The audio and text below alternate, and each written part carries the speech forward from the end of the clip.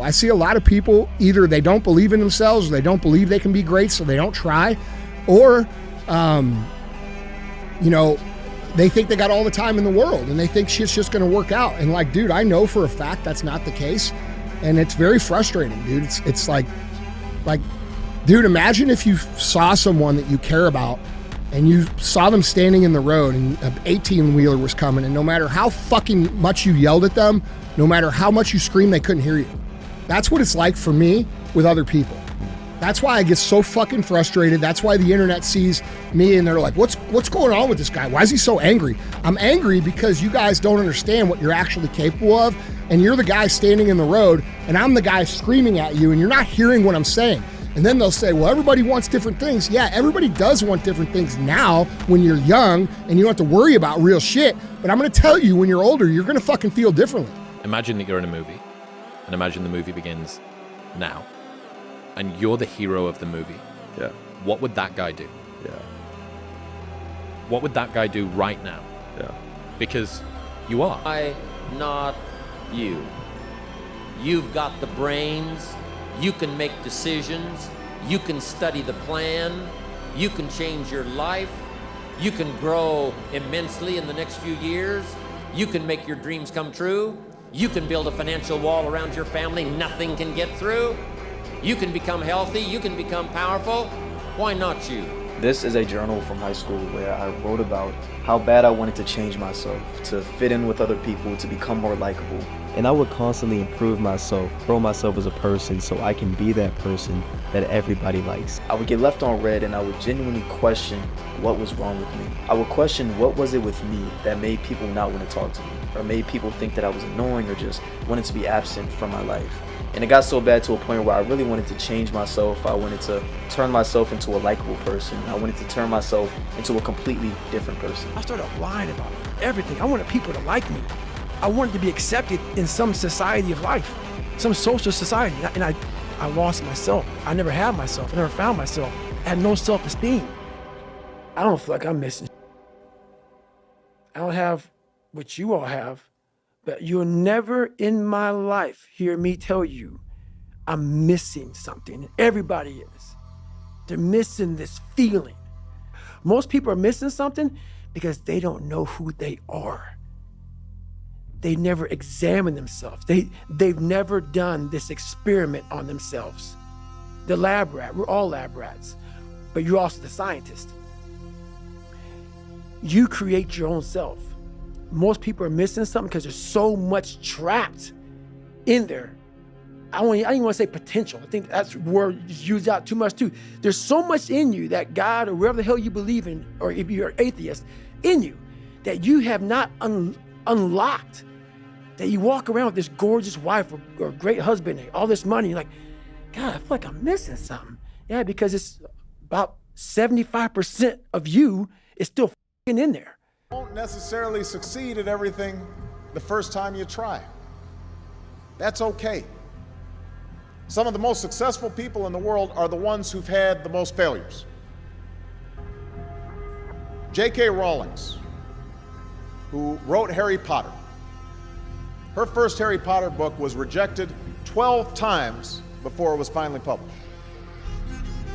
Michael Jordan was cut from his high school basketball team. He lost hundreds of games and missed thousands of shots during his career. But he once said, I have failed over and over and over again in my life, and that's why I succeed. These people succeeded because they understood that you can't let your failures define you. You have to let your failures teach you. You have to let them show you what to do differently the next time. So if you get into trouble, that doesn't mean you're a troublemaker. It means you need to try harder to act right. If you get a bad grade, that doesn't mean you're stupid. It just means you need to spend more time studying. Number 3, the past does not equal the future. Who here has been rejected by a girl or a guy before? And if you don't raise your hands, I'm calling you a liar. A lot of people have not raised their hands. I'm surprised. I'll raise both. Well, all of us have, but the tragedy of this experience is not the experience itself. It's the meaning that we usually take home with us. Because I was rejected then, I'll be rejected again. The past will equal the future. Perfect formula for misery. The past does not equal the future. Tony Robbins, one of the greatest teachers that I know, has taught this principle in a marvelous way. He said, and if you're going to take anything home from my talk, take this principle. The only thing that keeps us from getting what we want is the story we keep telling ourselves about why we can't have it. The only thing that keeps us from getting what we want is the story we keep telling ourselves about why we can't have it. Reality is, now is our reality. We can create our own story. We're all great storytellers. We have a blank page in front of us every day to create a story based on our now truth, not on our past truth. Because you've done set up so many little goals for yourself and not achieved them every time and time again that you don't even trust yourself. Because I know how hard it is to take care of ourselves. For me, I never wanted to take care of myself because if I took care of myself, then I was doing somebody else's job. Instead, I just always wanted to show you how much I was hurting, you know? I don't want to tell somebody else that I'm afraid. I don't want to tell somebody else that I'm scared. I don't know, sometimes deep down in me, if I really want to tell somebody else that I care even. Because if I do that, then I'm weak. It's hard, bruh. It's hard to try, especially when you have there's a feeling inside of you like the world never tried for you. This world never tried for me. I look at everybody else as the enemy. I don't have friends. I got different levels of enemies. The world hates me. There's a power out there greater than it all, or the greater power, whatever it is out there, this world hates me. And so therefore, every person in it there are different levels of enemies. Somewhere a long time ago, I needed somebody, and they didn't do it. And so I decided at that point, I guess, I don't need you. The only person I need is me. I'll be damned if I'm ever gonna need somebody again. I love my dad. I'm grateful for him. But I've also always been a little bit angry at him. I didn't realize it. I was always angry because I didn't know him very well. I was 16 when he passed away and he was 86. I was angry because I didn't know him because he didn't know me. I think maybe I was afraid to get to know him because I knew he was gonna pass away. So it was probably safer to not get to know him, You have to make up your mind that you are in it for the long haul. You're not going to let people talk you out of it. Circumstances discourage you. Delays cause you to give up. Critical people cause you to get distracted. You're going to stay focused. Why not you? You've got the brains. You can make decisions. You can study the plan.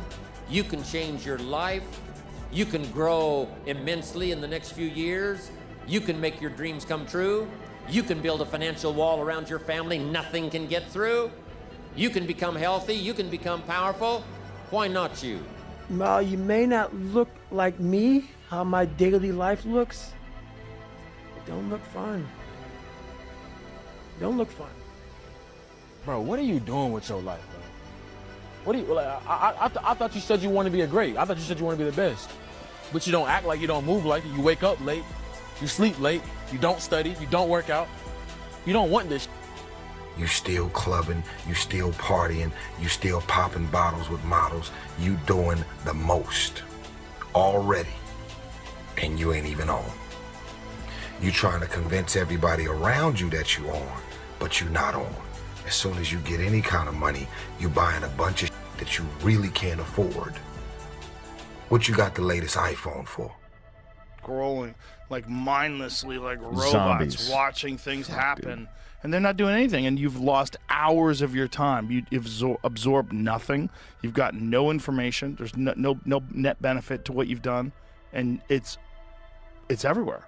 I'm like, hey, that's the devil. Put that thing down. Yeah. What are you getting out of that? You're not getting anything out of that. Hey, look, let me guess. New year, new you, right? New year, new you. You've been saying that every year, but it's always new year, same you. I just don't understand why you go every year remaining the same when the person that you are today has just been destroying your life. You're mentally killing yourself every year, and you don't even realize it. It's time for you to look yourself in the mirror and make some change before it's too late. But if you cool being like that, it is what it is. It's your life.